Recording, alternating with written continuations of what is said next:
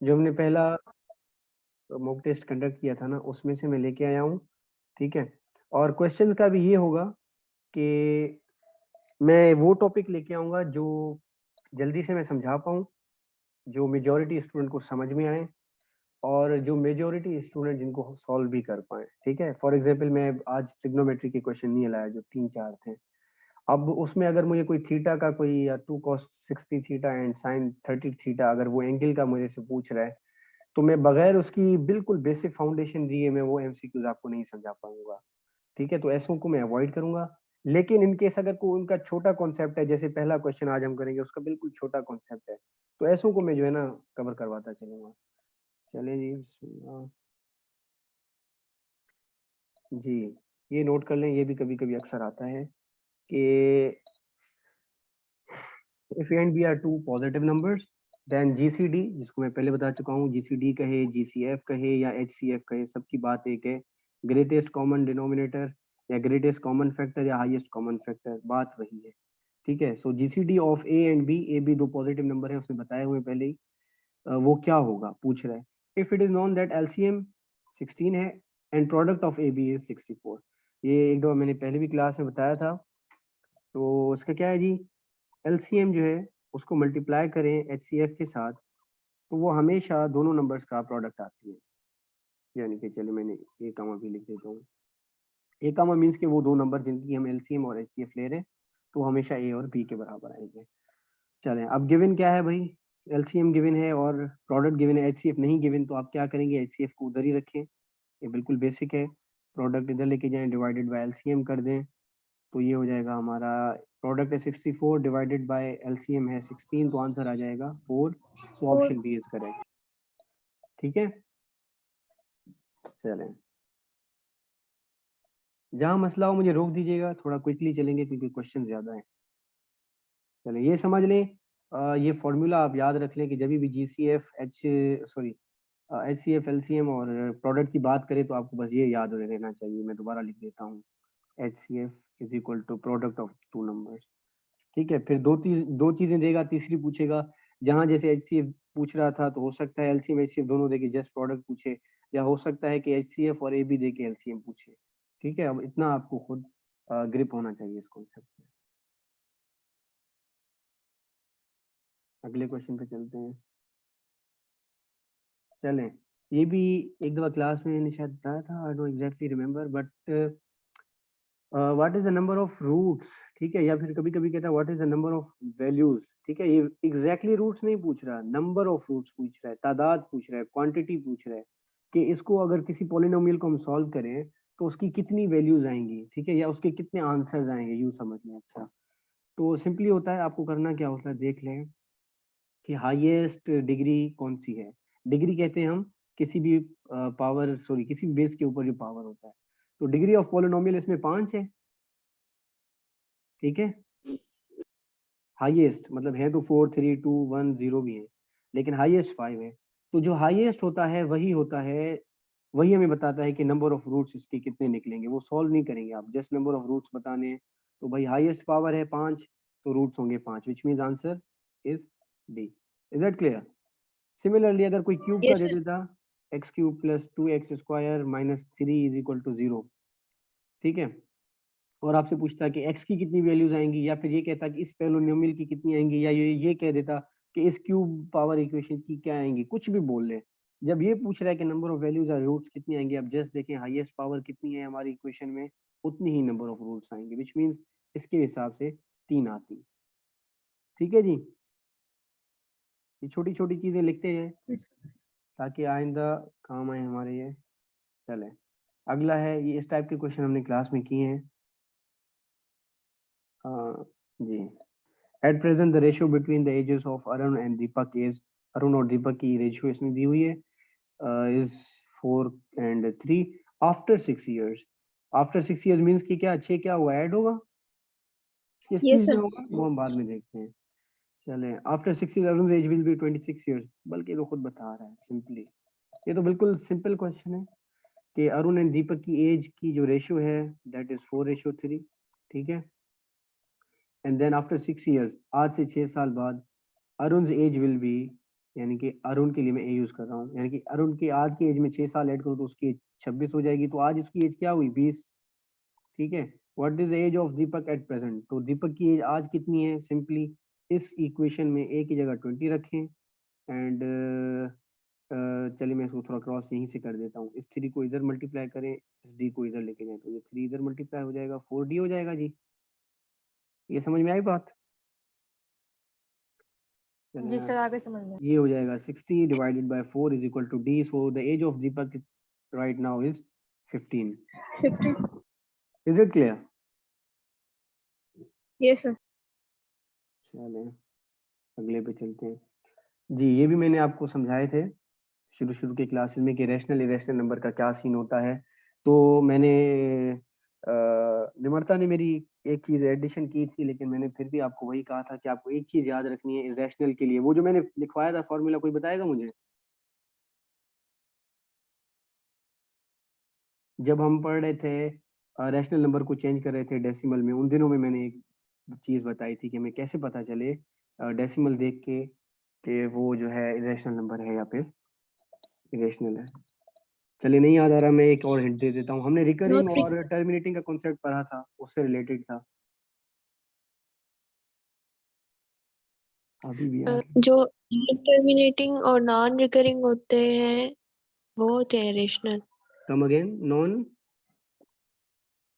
Non recurring और non terminating हाँ ठीक है, thank you so much Javeria. Irrational होते हैं। वो इरेशनल होते हैं, बस ये याद कर लें, इसके अलावा सारे रेशनल हैं। ठीक है जी।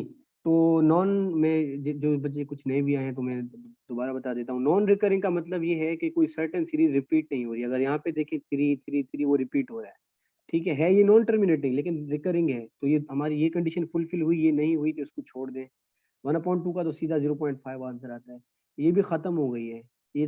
ठीक है, ये टर्मिनेट हो गया है, तो अगेन एक कंडीशन हमारी वायोलेट हो गई। अगर आप आखिरी को देखें, ये खत्म नहीं हो रही, मीन्स की नॉन रिकरिंग तो है, सॉरी नॉन टर्मिनेटिंग तो है, सॉरी बट रिकरिंग है क्या, नहीं।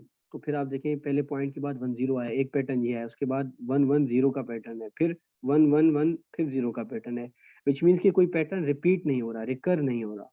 तो ये वो नंबर है जो non repeating sorry non recurring and non terminating है, which means this is the irrational number. Is it clear? Nimrata अभी क्लियर हुआ आपका? Yes sir. जो उस दिन पूछ रहे थे आप? सर मेरा क्लियर हो गया था, मगर मैं रेशनल में दोनों कंडीशन होती है, इस वजह से मैं बोल रही थी। हाँ लेकिन अगर आप खुद देखें, मैं कहता हूँ भाई कोई ऐसा नंबर देख लें सिंपली आप कि या तो वो नॉन रिकरिंग और नॉन टर्मिनेटिंग है तो वो इरेशनल है, बाकी सारे रेशनल है। जो भी कंडीशन आप लगाए ना सारे पे वो बाकी नंबर रेशनल आएंगे, ऐसा है। नहीं, हाँ सही है। मैं उस दिन से आपसे पूछ रही थी। सर आपकी आवाज बहुत हल्की आ रही है। चलें ठीक है निमरता, ठीक है, थैंक यू सो मच। आवाज किसको कम आ रही है? ये आवाज कम है मेरी? No sir. जी जी। आप अपना माइक देख लें, आपका कल भी मसला था, जो अनस अमान के नाम से है लेकिन जिनकी आवाज लड़कियों की आती है, आपका कल भी मसला था बच्चा, आपकी तरफ शायद कोई इशू होगा, देख लें। चले हम आगे बढ़ते हैं अब। हाँ ये उस दिन ग्रुप में भी डिस्कस कर रहे थे, गर्ल्स की ग्रुप में। ये क्वेश्चन भी एक ना एक आता है, ठीक है, वो घुमा फिरा के कैसे भी देगा लेकिन देता है। Max goes to the gym every 4th day, ठीक है, 4th को मैंने खुद इटैलिक में रखा है। Ellen's exercise routine is to go every 3rd day, ठीक है। Today is Monday and both Max and Ellen are at the gym. What will be the day of the week the next time they are both at the gym? ठीक है, तो इसने routine बताई है दो लोगों की, एक बंदा वो है जो हर चौथे दिन जाता है, एक बंदा वो है जो हर 3rd दिन जाता है, ठीक है, जिम। अब वो पूछ रहा है वो कौन सा दिन होगा। चले आज मंडे है और दोनों जिम पे हैं आज, ठीक है, वो नेक्स्ट टाइम कौन सा दिन होगा जिस दिन ये दोनों जिम पे होंगे, ठीक है। तो ऐसे अक्सर क्वेश्चन आते हैं, तो इसका सिंपल तरीका मैंने उस दिन बताया था कि आंखें बंद करके क्या लेना होता है, LCM. LCM, simple as that, बस एलसीएम लेना है। ठीक है जी। अब दो नंबर्स हैं 4th and 3, तो उनका एलसीएम ले लें 4 and 3 का, तो ये हो जाएगा, क्या होगा, 2 to the 4th 3 7 एंड 3 जी। आप सही कह रही हैं, मैं जैसे ये बता रहा हूँ कि बैकएंड पे करना है क्या, तो ये हो जाएगा 12। ठीक है। अच्छा ये आप गलती ना कीजिएगा, नॉट नेसेसरीली कि एलसीएम और प्रोडक्ट सेम आए। ठीक है, कहीं ऐसा ना हो आप अभी देख रहे हैं कि सर ने 4 और 3 का आंसर 12 निकाला है तो नेक्स्ट टाइम आप प्रोडक्ट ले लें, तो प्रोडक्ट नहीं होगा। ये दो नंबर ऐसे हैं जिनका एक्चुअल में HCF 1 आ रहा है, जो अभी मैंने कॉन्सेप्ट दिया था, तो उस हिसाब से HCF अगर 1 है, एलसीएम 12 है, तो वो ऑब्वियसली प्रोडक्ट के बराबर ही आ रहा है। तो ये जस्ट इसलिए इस कंडीशन में वैलिड है, अदरवाइज आपको एलसीएम ही लेनी है हमेशा। चलिए जी, एलसीएम आ गई 12, तो 12 दिन तो हो गए, लेकिन आज वो मंडे पे हैं, आज मंडे है और मंडे के दिन वो मिले हैं, तो नीचे मैंने नोट लिखा हुआ है, हमेशा याद रखें वो जो जिस दिन मिले हैं उसको हम 0 डे काउंट करते हैं, उससे अगला दिन डे 1 होता है। तो ट्यूसडे से डे 1 काउंट करके मुझे बताएं 12th दिन कौन सा हुआ? सैटरडे। सैटरडे, एग्जैक्टली सैटरडे होगा। ये रूल याद कर लें, इसमें कभी कोई मसला हो जाता है तो कभी कुछ बच्चे फ्राइडे भी लगा के आते हैं, या कुछ एक दिन आगे भी चले जा सकते हैं। हमेशा याद रखें जिस दिन वो मिले हैं, यानी कि टुडे, दैट डे इज 0, उससे अगला दिन पहला दिन होगा हमारा। ठीक है जी। चलो उससे अगला सवाल, प्राइम नंबर्स का कॉन्सेप्ट चेक कर रहे हैं आपका, मैंने उस दिन बताया था प्राइम नंबर्स कौन से होते हैं जी, एनीवन? Be quick. 2 सर जिसपे 2 अपना और 3 1 का 5 जिस पे अपना और 1 का टेबल जाए जी, कॉन्सेप्ट बिल्कुल यही है। अब मुझे बताएं इनमें से कौन से हैं, एनीवन जल्दी से। 2 3 5 11 2 3 5 11। तो total number of prime numbers कितने हैं? 4 4 है। उसने 4 ऑप्शन में 5 भी दिया हुआ है, मैंने उस दिन भी बताया था 1 को हम प्राइम नंबर काउंट नहीं करते। ठीक है, तो उस हिसाब से 2 3 5 and 11 total number of prime numbers इस सीरीज में, इस पर्टिकुलर सीरीज में 4 है। मैंने पहले भी एक दफा बताया था कि ये या तो दे के पूछ सकता है, या फिर वो ये भी कह सकता था कि in first 20 let's say rational numbers, rational भी नहीं कहता मैं, इन फर्स्ट 20 नेचुरल नंबर्स या होल नंबर्स कह देता, how many prime numbers are there, तो फिर आप देखें भाई होल नंबर्स है तो 0 1 अप टू 20, उसमें कितने होंगे खुद ढूंढना पड़ेगा आपको, उसने सीरीज नहीं दी हुई थी। तो 0 1 तो हम काउंट नहीं करते, 2 से स्टार्ट करें, 2 3 5 देन 7 देन 11 13 15 नहीं होता, 16 नहीं होता, 17 एंड 19। तो number of sorry prime numbers कितने हैं टोटल क्वांटिटी में? फर्स्ट 20 होल नंबर्स में 0 to 90 यानी कि कितने भाई, 1 2 3 4 5 6 7 8। तो अगर इस हिसाब से पूछता तो फिर हमारे 8 हो जाते। ठीक है, तो ये भी कॉन्सेप्ट क्लियर कर लें, हमेशा ये डायरेक्ट दे के नहीं पूछता, कभी कभी ऐसे ही पूछता है कि फर्स्ट 5 होल नंबर्स में, फर्स्ट 10 होल नंबर्स में। ठीक है, या कभी कभी ये भी कह देता है कि between the numbers let's say 20 and 50, तो फिर भी आपको खुद थोड़ा देखना पड़ेगा जल्दी जल्दी में, अगर टेबल आपके अच्छे तो आप जल्दी से ढूंढ लेंगे। तो एक तो 23 है, 29 है, 31 है, 37 है, मेरे ख्याल से यही है, अगला 39 है, ऐसे अप टू 50 तक आपको निकालने पड़ेंगे जल्दी जल्दी से, जिन पे सिर्फ और सिर्फ अपने या 1 के टेबल जाते हैं, एंड देन उनकी क्वांटिटी आपको बतानी होगी। ठीक है जी। Yes sir. चलें, अच्छा जी, ये ज्योमेट्री का क्वेश्चन है, जिनका ज्योमेट्री अच्छा है तो उनको जो मेथड अच्छा लगे, आसान लगे, वो उससे कर लें।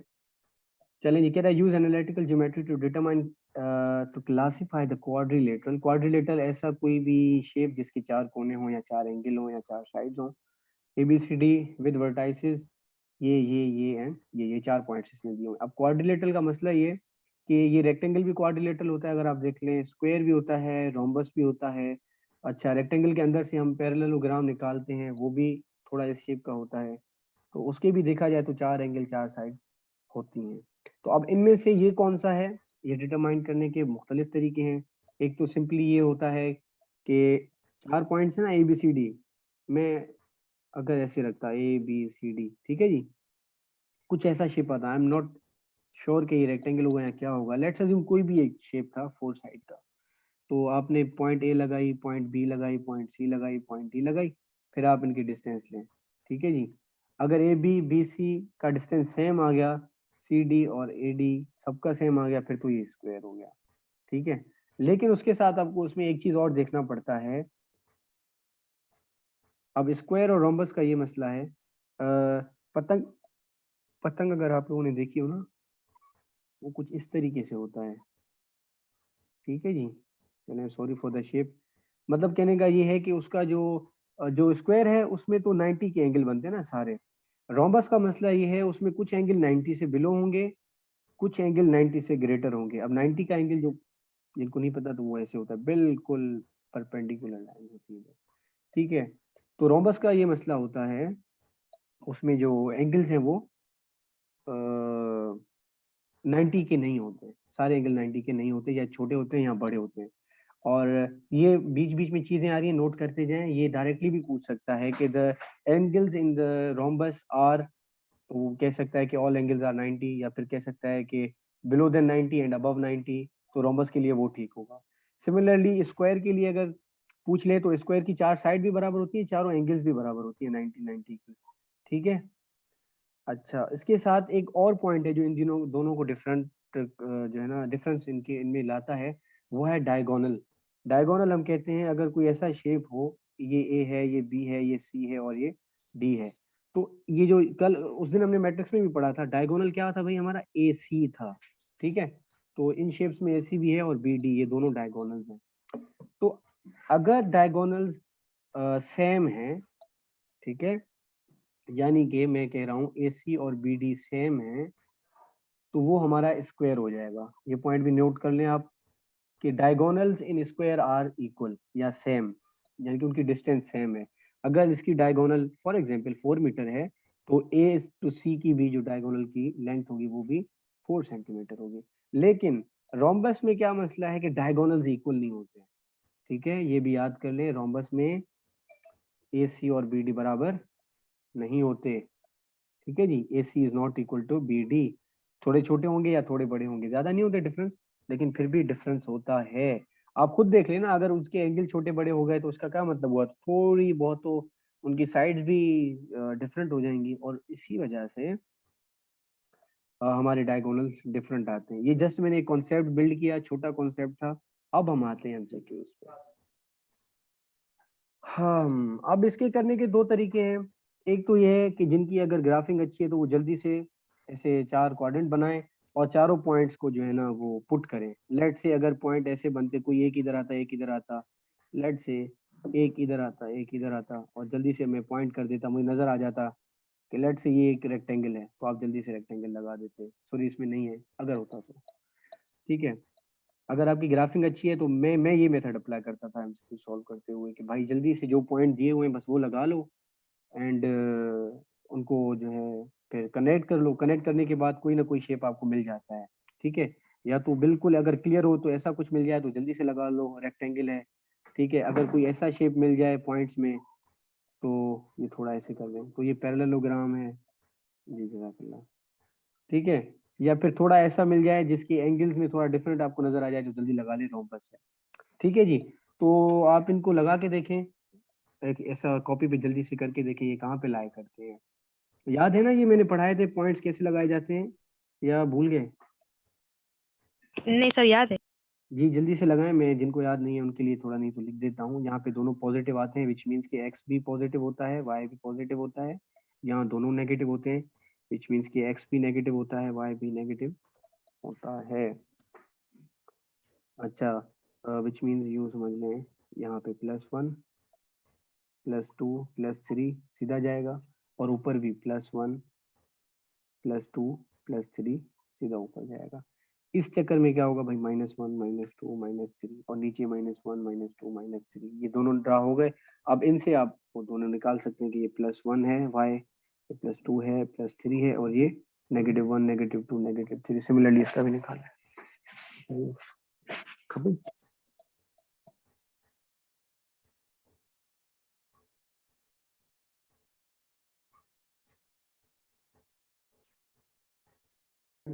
चलिए कर रहे हैं ना आप लोग? जी सर।